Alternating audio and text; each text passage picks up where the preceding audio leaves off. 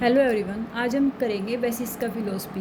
हमने जो 6 Orthodox school के बारे में जाना था इंडियन फ़िलोसफी में, हमारे 5 स्कूल्स उसमें हो गए थे, 6 स्कूल हमारा रह गया था बेसिस का। ठीक है, तो वन ऑफ द 6 क्लासिकल आस्तिक में थे, ये आस्तिक और नास्तिक 2 पार्ट थे उसमें। Orthodox school of Indian philosophy, it was founded by Kanada, also known as Kana भास्का। तो इसको काना भास्का भी कहते हैं, हिंदी में कणाद बोलते हैं जो इसके फाउंडर हैं, और इंग्लिश में है कनाडा। तो कनाडा ऑथर ऑफ बेसिस्का सूत्रा के ऑथर थे। Also called Aulukya, believe to be great observer of the physical world. इसको अलोक्य भी कहा जाता है क्योंकि जो कनाडा थे इनको अलोक बोला जाता था, तो इसके नाम से इसको अलोक्य दर्शन भी बोला जाता है।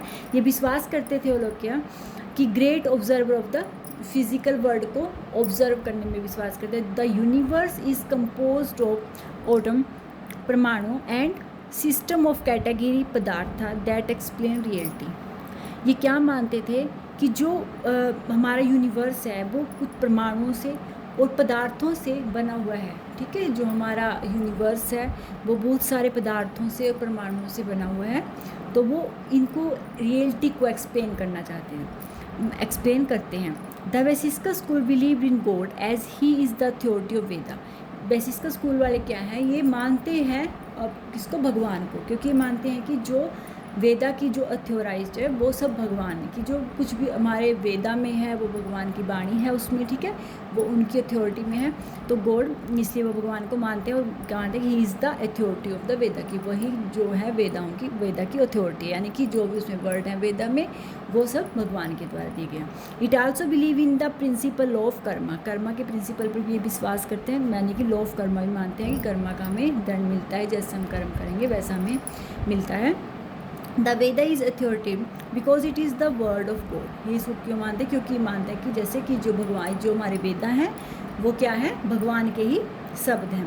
God is the supreme soul, perfect, omniscient, omnipresent and internal है। ठीक है, everything is made up of eternal invisible atom, और जो हमारा जो सब कुछ बना हुआ है इस यूनिवर्स में वो सब क्या है, इनविजिबल एटम, अणुओं से, अणु बोलते हैं, एटम्स परमाणु से बना हुआ है। ठीक है, 4 टाइप्स ऑफ एटम मानते हैं कि 4 टाइप, जैसे अर्थ, वाटर, फायर एंड एयर, इन सब से मिलकर ही हमारा यूनिवर्स बना हुआ है। तो ये इस रियलिटी के बारे में बात करते हैं। आगे है तो जो वैसे इसका फिलोसफी है, रियलिटीज़ में ये मानते हैं कि 7 पदार्थों से ये रियलिटी जो है हमारी बनी हुई है। हमारे जो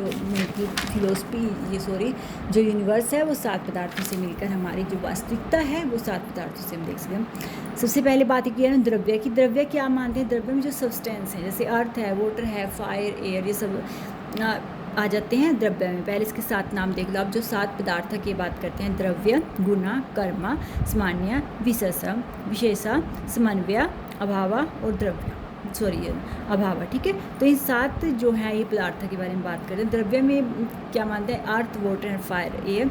गुणा जैसे जो भी क्वालिटी है, कलर, टेस्ट, नंबर्स आ जाएंगे। कर्मा में एक्शन और मूवमेंट, जो भी हम काम करते हैं, ठीक है, जो हमारे एक्शन है। सामान्य आ गया जनरलिटी, यूनिवर्सल नेचर, जो भी यूनिवर्सल नेचर जो सामान्य होता रहता है।